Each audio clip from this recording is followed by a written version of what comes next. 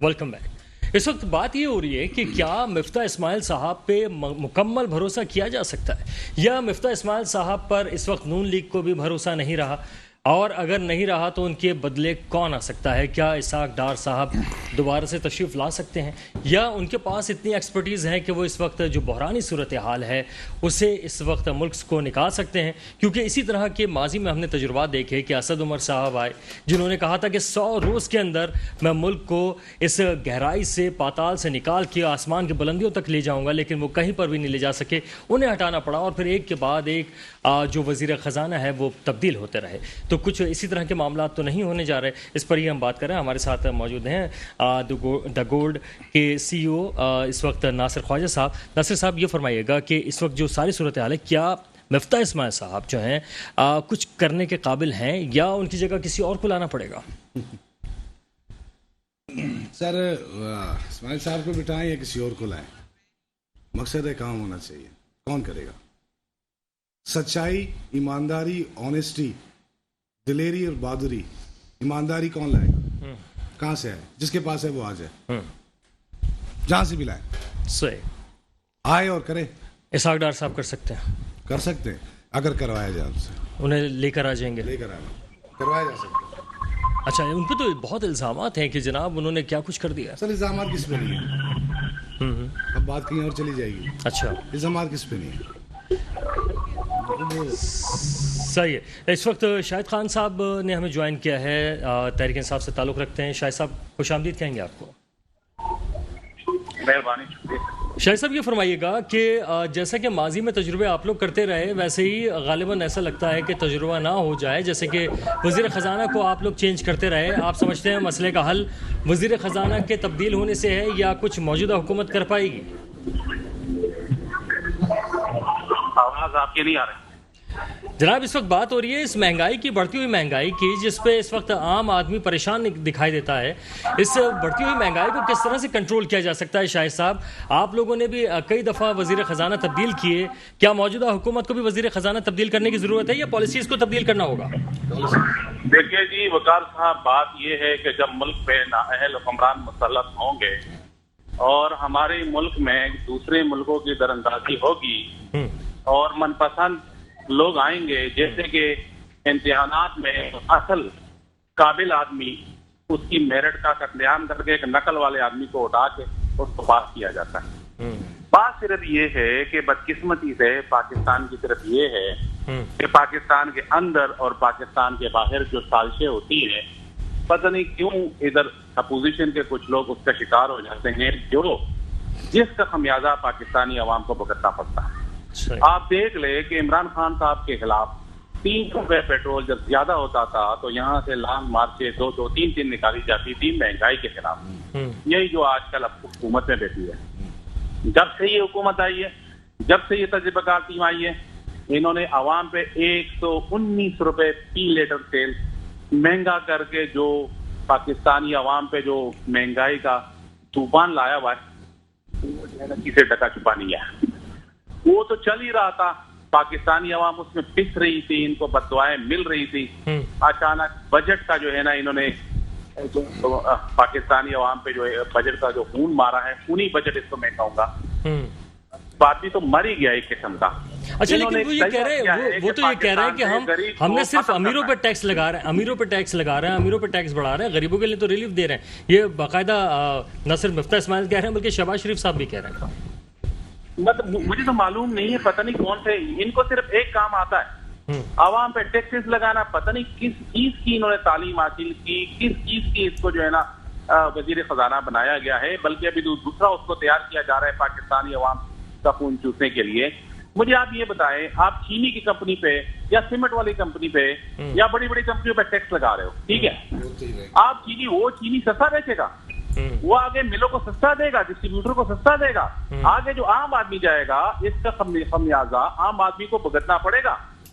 उसने अपना मार्जिन रख के आगे डिलीवर करना होगा, टैक्सेस सारे रख के। मुझे तो समझ नहीं आ रहा, पता नहीं कहाँ इन्होंने ये तालीम हासिल की, कहाँ से इन्होंने ये तालीम हासिल की है कि गरीब आदमी और अमीर आदमी। भाई, अगर आपने तैयार किया है पाकिस्तान से गरीब आदमी आपने खत्म ही करना है, तो एक बार फिर जो है ना झाड़ू फेर लें। लेकिन इसमें शाहिद साहब कहा यह जा रहा है कि 71 साल के कर्ज एक तरफ और 2.25 साल का कर्ज एक तरफ, यानी आपकी हुकूमत ने जितना कर्ज लिया है उसकी वजह से पाकिस्तान में महंगाई ज्यादा आई है। देखिए जी, इमरान खान तो इसी खजाने के साथ सेहत कार्ड भी चला रहा था, इमरान खान इसी खजाने के साथ एहसास प्रोग्राम भी चला रहा था, तमाम एहसास प्रोग्राम के जितने भी प्रोग्राम थे सारे चला रहा था, गरीब आदमी का कोई भूखा न सोए प्रोग्राम चला रहा था, सेहत कार्ड 8 से 10 लाख रुपए गरीब आदमी का जो कि इलाज से दूर था, जो अभी फिर दूर हो गया है, वो इमरान खान के दौर में 8 से 10 लाख रुपए फ्री अच्छे अस्पतालों में इलाज भी चल रहा था, डेमो पे भी काम चल रहा था, कर्ज भी वापस हो रहे थे। अचानक ऐसी क्या इनकी जो नातजुर्बेकार टीम आई है जो कि सारा मलबा 70 साल का जो इनका कंध है वो 3.5 साल के ऊपर। इसहाक डार जो है तजुर्बेकार है सर। आगे देख ले सर, शाहिद साहब आगे देख ले, मेरी बात सुने वकार साहब, रेशोट आगे देख ले, 3.5 साल में तो तमाम इदारे कह रहे हैं कि भाई मुल्क तो तरक्की कर रहा था, वो तो तरक्की का काम था। इन्होंने जो 1992 में ये इंडस्ट्रियां बंद की थी फैसलाबाद के अंदर, वो चला के दिखाई है, एक्सपोर्ट में मजीद इजाफा हुआ, टैक्स कलेक्शन में हम लोगों ने रिकॉर्ड इजाफा किया, निकाले पूरे पाकिस्तान 70 साल का रिकॉर्ड निकाले, दूध का दूध पानी का पानी हो जाएगा। ये तो असल बात ये है, मिफ्ता इस्माइल तो पाकिस्तान में, ये तो पाकिस्तान में रहते नहीं है, इनको तो पता नहीं है। ठीक है, अच्छा ये बताएं, इसहाक डार साहब के बारे में भी कहा जा रहा है, बाज लोग कह रहे हैं इसहाक डार जो है वो ज्यादा तजुर्बेकार है, अगर वो आ जाते हैं वजीर खजाना बन जाते हैं, आपके ख्याल में कुछ बेहतरी आ सकेगी? मैं कह रहा हूँ कि वो मिफ्ता साहब का भी जो है ना 20 नंबर है, मिफ्ता साहब 19 नंबर है, वो 20 नंबर है। अच्छा, अगर इसहाक डार अभी चूंकि इन्होंने इसी मुफ्ता साहब से जो है इन्होंने आवाम के चमड़े उतारे नातजुर्बेकार टीम ने, अभी दूसरी तैयारी हो रही है जो वहाँ इम्पोर्टेड वजीर खजाना लाने की। हमारे मुल्क में तो अभी भी इनके 2 वजीर खजाना चल रहे हैं, हुकूमत नाम की तो कोई चीज ही नहीं है ना। सर, हल क्या है इसका? आपके ख्याल में हल क्या है इसका? हल ये है जिस तरह तहरीक इंसाफ का ओनली वन मौक़िफ़ है, साफ शफाफ इलेक्शन कराएं, आवाम में जाए, आवाम जिसको भी मुंतखब करे उनको लगाएं, वो अपनी मेहनत करे। जिस तरीके से 3.5 साल में अगर तहरीक इंसाफ आवाम मुंतखब करती है, सर 3.5 साल में मुल्क तरक्की कर रहा था। मुझे तो लग रहा था कि ये मुल्क बहुत जल्दी जो है ना ये अपना कर्जा उतार के दूसरे मुल्कों को कर्जे देगा। मुझे ये लग रहा था पाकिस्तान खुशहाल होगा, पाकिस्तान दुनिया में सुपर पावर में शुमार होगा। मुझे क्या पता था कि हमारे मुल्क के कुछ गद्दार बिरूनी साजिश पुरीनों लोगों के साथ मिलकर अपने मुल्क के खिलाफ साजिश करेंगे, अपने मुल्क का मईशत का बेड़ा गर्क करेंगे, बिठाएंगे। आज देखा ना स्टॉक एक्सचेंज में क्रश कर गई जैसे ही इन्होंने टैक्सेस लगाना शुरू कर दिए।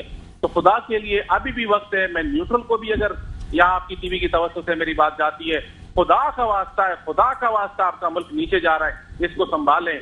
इनको ऐसे लोगों से जिनके ऊपर केसेस है, ऐसे जो पाकिस्तान को लूट मार में शामिल है, उनको हटा के हकीकी जो पाकिस्तानी जो आवाम जिसको मुंतखब करती है उनके लिए जो है ना आप कोशिश शुरू करें। न्यूट्रल का ये मतलब नहीं होता कि आप न्यूट्रल माँ की इज्जत लूट रही हो और वो देखते रहे। न्यूट्रल का मतलब ये होता है कि उसकी हिफाजत करें। ठीक है, अच्छा चले शाहिद साहब, पाकिस्तान के साथ गलत हो रहा है तो मैं जरा अपने तज्जियाकार जो हमारे साथ बैठे हुए उनसे भी जरा बात करना चाहूंगा इसी हवाले से जो आपने बात की है। नासिर साहब की तरफ से आऊंगा। नासिर साहब ये फरमाइएगा कि नए इंतखाबात, इनके मुताबिक या खान साहब के मुताबिक नए इंतखाबात ही इस मामलात और मसाइल का हल है? नहीं सर, नए इंतखाबात करेंगे, वोट देंगे अवाम अपनी मर्जी से किसको? वो अवाम, आप अभी भी चले जाएं रोड पे, किसी से पूछे ना हमारा मिनिस्टर कौन है, फिनांस मिनिस्टर कौन है, चीफ मिनिस्टर कौन है, आर्मी चीफ कौन है, मुझे नहीं पता। वो अपने मसाइल, अपनी फैमिली के मसाइल से नहीं निकला अभी तक, उसको पता ही कुछ नहीं है। वो किसको वोट देगा? जब तक सर देखिए, हम हमेशा रोते हैं उसने ये कर दिया, उसने वो कर दिया, ये हुकूमत आई इसने ये कर दिया, वो उस पर डाल रहा है, वो उस पर डाल रहा है। भाई करेगा कौन? कौन करेगा? मैं नहीं करूंगा, आप नहीं करेंगे, ये नहीं करेगा, ये हुकूमत गंदी है, वो हुकूमत ऐसी, ये हुकूमत, हम यही करते रहेंगे। लेकिन नसीब कोई ना कोई हल तो होगा। बिल्कुल है सर। इसका हल कितना कर्जा है सर पाकिस्तान का? सर इस वक्त जो है वो यही कह रहे थे कि पिछली हुकूमत ने जो है वो 24 अरब के करीब ले लिया और इसने जो है वो इस तरह मिला के लगभग कोई 40 से 41 अरब है। कितनी आवाम है पाकिस्तान की सर? पॉपुलेशन लगभग वैसे तो 22 करोड़, 22-24 करोड़, 22 करोड़ आवाम। 22 करोड़ में गरीब भी, मिडिल क्लास भी, फकीर भी जो रोड पे भीख मांगता है। क्या ये मीडिया, ये पाकिस्तान मुझे 1 रुपया एक बंदे से लेके दे सकती है? 1 रुपया सर पहले भी हो चुका है। कब हुआ सर? कर्ज उतारो मुल्क सवारो सर हो किससे? चुका है। कब हुआ? नवाज शरीफ साहब ने किया, कहाँ कर्ज कहाँ उतरा? गया कैलकुलेशन, हिसाब कहाँ गया? वही तो लोगों ने अपने जेवरात दे दिए, लोगों ने तालीमी अखराजात दे दिए। मैं उधर ही आ रहा हूँ, कहाँ गया वो पैसा? तो वो तो पैसा अगर वापस हो जाता तो मुल्क सवर चुका होता सर। कहाँ गया ना सर, वही क्वेश्चन है ना, किससे करें? कौन बताएगा? गवर्नमेंट के किस इदारे में जाएं? सर अगर वही वाली बात आ गई ना कि आप अगर इस आवाम से कहेंगे ना कि अगर हमने मुल्क से कर्जा उतारना है तो ये आवाम देने को तैयार है, लेकिन आवाम बात तो ये है अपना कि खून भी देने को तैयार है सर, दिया नहीं पहले। बिल्कुल वही मैं कह रहा हूँ कि फिर सर एतबार किस पे किया जाए? डैम के हवाले से आवाम पैसा देने को तैयार है, चाहे कर्ज उतारने के लिए आवाम पैसा देने को तैयार है, हर मामला में आवाम पैसा देने को तैयार है, लेकिन सर मामला ये कि क्या वो सही तरह से खर्च होता भी है या नहीं? यस, उसका तजर्बा कौन करे सर? कौन करे और कैसे करे? किस पे ट्रस्ट किया जाए? पाक आर्मी पे मेरी जान कुर्बान, उस पे किया जाए? किस पे करें? कौन करेगा? मैं करूंगा, आप करेंगे, सर करेगा। जब तक हम खुद नहीं करेंगे, हम कहेंगे कि हम कमजोर हैं। हम कमजोर नहीं हैं। अगर हम कमजोर होते तो पाकिस्तान का नाम मिट चुका होता अभी तक। हम पाकिस्तान के लिए, पाक फौज के लिए जान देने के लिए कुर्बान है और हर तरह से, और दिया है। पीछे चले जाएं। अब बात यह कि जिसे कह रहे हैं कि जो साहब जो भी थे पीछे चले जाएं, 70 साल का हिसाब करे, कौन करे? अब मुर्दे उतारे, कब्र से निकाले, जो जिंदा है उनको तो बचा ले, जो मर गए उनके पीछे किधर जा रहे हैं हम? ठीक है, ठीक है। अच्छा, तो आपके ख्याल में इस तमाम सूरत हाल के लिए हमें कुछ करना होगा, लेकिन सर हमारे पास कौन सा लाएअमल है? एक आम आदमी के पास लाएअमल क्या? वोट की ताकत, वही एक ताकत होती है। बिल्कुल है। सही वोट कैसे लिया जाए, और जो बंदा वोट दे रहा है ये कैसे पता किया जाए कि जिस पे टप्पा लगा रहा है वो किस पे लगा रहा है? क्या उसको पैसे दिए गए, रिश्वत ली गई? शर्त लगा ले मुझसे, कोई एक बंदा मुझे दिखा दे कौम की कौम पूरे पूरे इलाके पैसे दिए होते हैं। टप्पे यहां लगाना है, इस मोड़ पे टप्पा, शेर पे लगा ले भाई, फलाने पे लगा ले भाई, तीर पे लगा ले, हाथी पे लगा ले, एक नया और ले आ, उस पे लगा दे। उसको पता है कि टप्पा किस पे लगा रहा है, कौन आएगा सही बंदा? अच्छा, सही बंदा होने के लिए जरूरी है कि उसके पास इतनी मालूमात होनी चाहिए। बिल्कुल होनी चाहिए। बिल्कुल। ताहिर भाई, क्या आप समझते हैं नया इलेक्शन का उन्होंने एक जिक्र किया है, नया इलेक्शन ही हल हो सकता है? देखिए, मैं आपको एक चीज़ कहता हूँ, नए इलेक्शन करा लें। देखिए, ये नए इलेक्शन एक पॉलिटिकल नारा है। जाहिर सी बात है, इस मुल्क के अंदर जितनी भी सियासी पार्टियां हैं ना, वो सब की सब इख्तिदार की भूखी हैं। आवाम से किसी को कोई दिलचस्पी नहीं है, ये एक तल्ख हकीकत है। अब वो ये कहते हैं कि जी नए इलेक्शन की तो तैयारी कर रहे हैं। ये तहरीक इंसाफ वाले जो बात करते हैं, इन्हें भी ये बात मालूम है कि इलेक्शन अपने ही टाइम पे 2023 अगस्त में होगा, इससे पहले ये इलेक्शन नहीं हो सकता। और उसके ना होने की वजूहात बहुत स्ट्रांग है। आप इलेक्शन पे कितना पैसा खर्च होता है आपको भी पता है ना, अरबों रुपए खर्च होता है। इस वक्त मुल्क के हालात ये हैं, गरीब आदमी के पास खाने के लिए कुछ नहीं है, वो खुदकुशियां कर रहा है, वो मतलब अपने आप को आग लगा रहा है प्रेस क्लब के सामने। आप कह रहे हो इलेक्शन करवा दो, यार ये कैसी बातें कर रहे हो आप? कौन सी मोहब्बत आप इस आवाम के साथ कर रहे हो? भाई अरबों रुपए खर्च होते हैं इलेक्शन होने में, और इलेक्शन होने के बाद आपके एक इख्तिदार की हविस के लिए इलेक्शन, और इलेक्शन देखें उतने ही टाइम पे हो। आप क्या समझ रहे हैं, ये नवाज शरीफ साहब ने या शहबाज शरीफ साहब ने ये जो इख्तिदार की एक इतनी बड़ी टोपी अपने सर पर पहनी है, जिसके ऊपर वो पूरे मीडिया से, पूरे अवाम से गालियां सुन रहे हैं, तो उन्होंने कोई बार्गनिंग तो की होगी ना। वो इतने हसीन तो नहीं है वो लोग कि बोले यार बस हम आके, ना इतने मुखलिस हैं कि नहीं यार ये जो है ना अभी जो लोग कहते हैं कि 2 महीने में महंगाई का तूफान खड़ा कर दिया। देखिए, 2 महीने के अंदर ना तो कोई चीज अच्छी हो सकती है ना खराब हो सकती है। ये खान साहब की हुकूमत 3.5 साल में यही कहती थी 50 सालों का गंद है, हम 3 साल में कैसे कर सकते हैं। लेकिन मैं आपको इस बात के बाद वो भी बता दूंगा, अभी मेरे पास करंट मिसाल मौजूद है दुनिया के अंदर कि वो कैसे होती है। लेकिन मैं अभी अपनी बात पर वहां पर ही आऊंगा कि सर देखें, ये लोग जिस बार्गेनिंग के तहत आए हैं उसका जो सबसे बड़ा नुक्ता आज आप लोगों के सामने आ गया कि नैब के सारे केसेस से मुस्तस्ना हो गए, ड्राई क्लींस के अंदर कहा कि साफ हो गए। 11 अरब रुपए के जो केसेस चल रहे थे वो तमाम केसेस खत्म हो गए, सिर्फ 1 अरब का केस रह गया है जरदारी साहब पे नवाज शरीफ साहब पे, इन तमाम सियासतदानों पे। इतना तो हक बनता है सर, इन्होंने क्यों किया, इन्होंने ये अपने सर इतनी महंगाई क्यों ली? वो इसीलिए ली कि भाई हम ये महंगाई ले लेंगे और इसके बदले हमने ये एनआरओ लेना है कि हम अपने केसेस खत्म करवा लेंगे, जो उन्होंने खत्म करवा लिए, जिसका इत्तलाक हो चुका है। मैं और आप यहां बैठे हैं, इसमें कहां पर आवाम है? कहीं पर आवाम नहीं है, सिर्फ जाती जो इनकी मौरूसी सियासत है, उस सियासत के अंदर आप देख रहे हो वो बिलावल को तैयार कर रहे हैं, वो मरियम को तैयार कर रहे हैं। आने वाले कल में हम लोग, यार आप इस चीज से अंदाजा लगा लें, मौरूसियत की बात करते हैं ये लोग कि बिलावल भुट्टो के आगे कायरा साहब, मेरे लिए बड़ा रिस्पेक्ट है, बहुत लगे, कायरा साहब जैसे लोग हाथ बांध के खड़े हुए हैं, खुर्शीद शाह साहब जैसे लोग जिनकी जिंदगी गुजर गई, वो उनके बच्चों के बराबर है, उसके आगे हाथ। फिर ये कहते हैं जमहूरियत, यार कौन सी जमहूरियत है ये?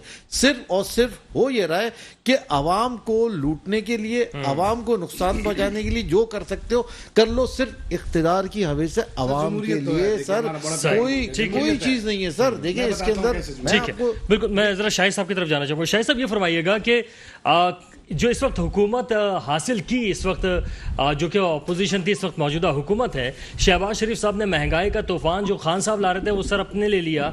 सर वजह क्या? नैब तरामीम जो है उसको खत्म कराना था, यानी NRO 2 की बात कर रहे हैं? देखिए वकार साहब, इनका जो हुकूमत आई है इम्पोर्टेड, इनका एक ही मकसद था, ये जो अपने ऊपर इन्होंने जो पाकिस्तान में जो 70 साल से लूट मार की है, अपने ऊपर केसेस खत्म करना। इनको अवाम की फिक्र कोई नहीं थी, ना अब है। अपने ऊपर केसेस खत्म करना, अपने एक दूसरे के साथ जो है ना बगलगीर होना, कहके लगाना, आवाम के ऊपर जब तेल का बम गिराओ तो इनका जो वजीर खजाना है वो लगा के हंसना। मुझे तो इन चीज की समझ नहीं आती कि जब अगर आपने अपने केसेस खत्म करने के लिए आए, आपने एक दूसरे के साथ बगलगीर होने के लिए आए, तो आप तो मार्चे निकालते थे ना महंगाई के खिलाफ। ये वही थे ना जो मार्च निकालते थे दोनों पार्टियां, PDM जो मौलाना फजल रहमान इनका जो बड़ा था। तो अब इनको महंगाई नजर नहीं आती। इससे साफ नाज़ाहिर होता है कि उनका महंगाई से कोई लेना देना नहीं है। इनको खत्म करने से इन्होंने पाकिस्तान का खून चूसा है, पाकिस्तान में लूट मार के लिए आए हैं। ये बड़े अरसे से बेरोजगार बैठे हुए थे, ये अपना रोजगार बहाल करने के लिए दोबारा आए हैं। ये अपने आकाओं को खुश करने के लिए दोबारा इस मुल्क में आए हैं। अच्छा, जो इनके जो बाहर बैठे हुए हैं, जो इनके उनको कहते हैं ऊपर बैठो नीचे बैठो, इनको इज्जत का कोई ख्याल नहीं, पाकिस्तान की सालमियत का कोई ख्याल नहीं। पाकिस्तान में सालमियत का सौदा हो रहा है। पाकिस्तान की अगर सालमियत का ख्याल होता, वो दे रहा है ना सस्ता तेल, 40% जो है ना वो कम दे रहा है। पाकिस्तानी अवाम को भी कम मिलता, उसका सारा पाकिस्तानी अवाम को जाता। ये कहते हैं जी इन्होंने मुआहदे किए थे IMF के साथ, तो खुद तो इनका बयान ही आता कल का कि नहीं अभी मजीद शराइत, अगर वजीर आजम साहब ने कहा कि अगर नए शराइत IMF ने नहीं लगाए तो हमारा मुआहदा हो जाएगा। तो अगर हमारा मुआहदा था तो ये कौन सा मुआहदा हो रहा है?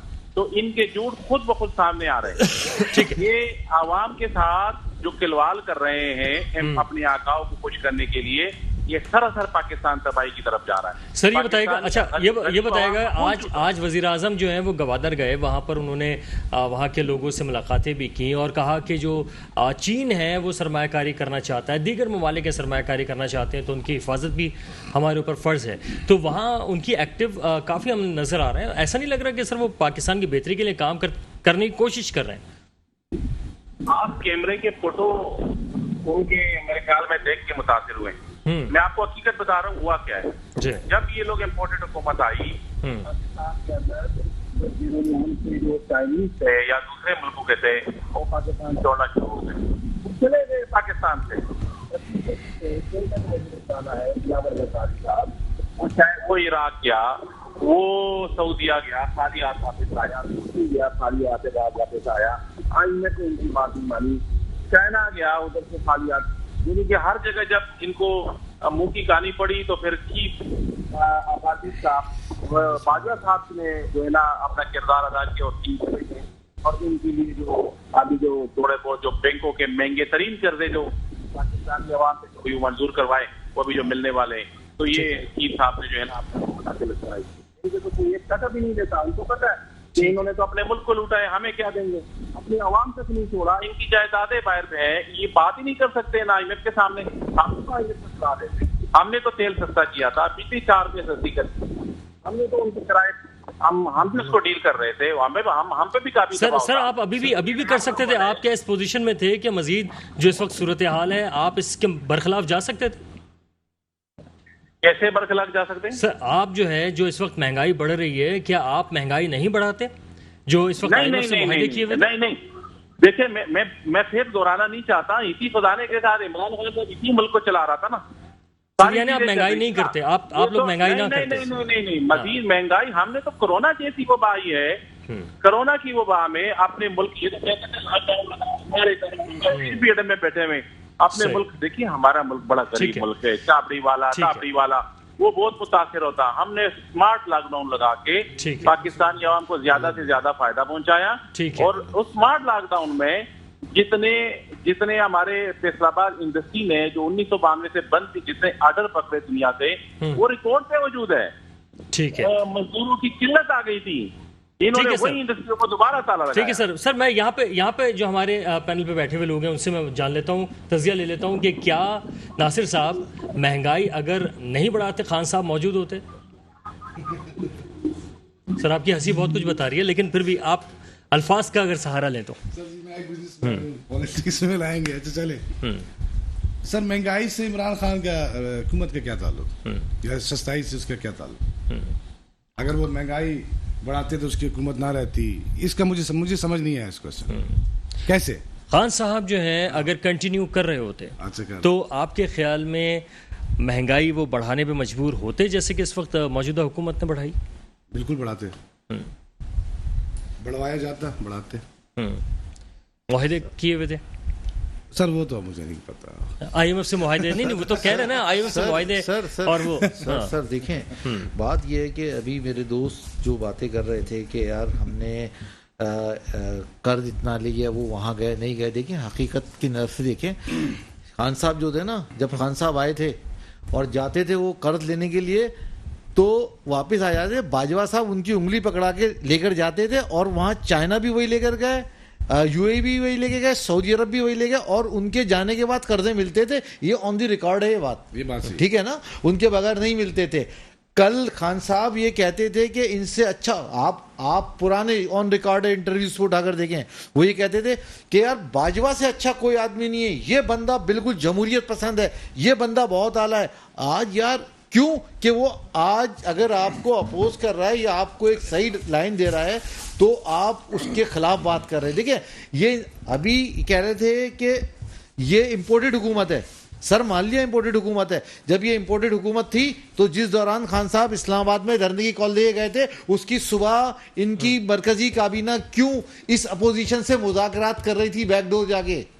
अगर ये करप्ट है ना तो why you are discussing with the corrupt people? यार अगर आप सही हो तो आप वहां पर क्या कर रहे थे? अयाज सादिक के साथ आपका असद उमर और ये दूसरे इनके कौन थे PTI के, जिन्होंने जाके जो है ना वहां जाके मुज़ाकरात किए, जो कि फेल हो गए। खटक साहब परवेज खटक साहब थे, फेल हो गए। यार एक तरफ आप आवाम को बुला रहे हो कि जी आप वहां पर पहुंचे, दूसरी तरफ आप आवाम के उन्हीं दुश्मनों को जिनको आप गालियां दे रहे हो, जिनको आप इंपोर्टेड कर रहे हो, उनसे मुज़ाकरात करो। ये कौन सी मुनाफिक है यार? ये मुनाफत से बड़ी हुई चीजें हैं सर। और दूसरी बात ये कि महंगाई की जो बात है, जो महंगाई की आपके पास आ रहा हूं इस जवाब के बाद। हाँ, इस जवाब के बाद महंगाई की जो बात है ना, देखिए महंगाई चाहे इमरान खान होते, चाहे नवाज शरीफ होते, चाहे जरदारी होते, कोई भी होता, ये महंगाई को बढ़ना था, ये फिक्स है यार।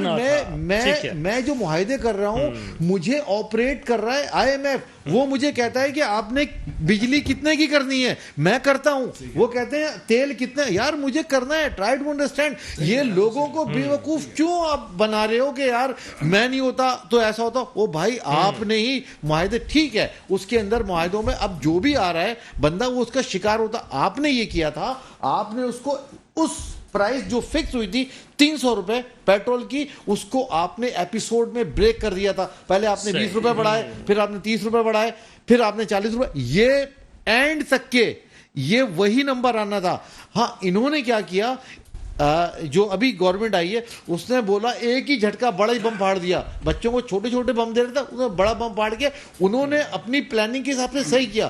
क्यों कर्जा लिए क्यों जाता? क्योंकि उन्होंने सिर्फ ये वाली बात बोली कि यार हमने इस मुसीबत से निकलना है, हमने एनआरओ लेना है, हमने अपने केसेस खत्म करना है और हमने नैब से जान छुड़ानी है।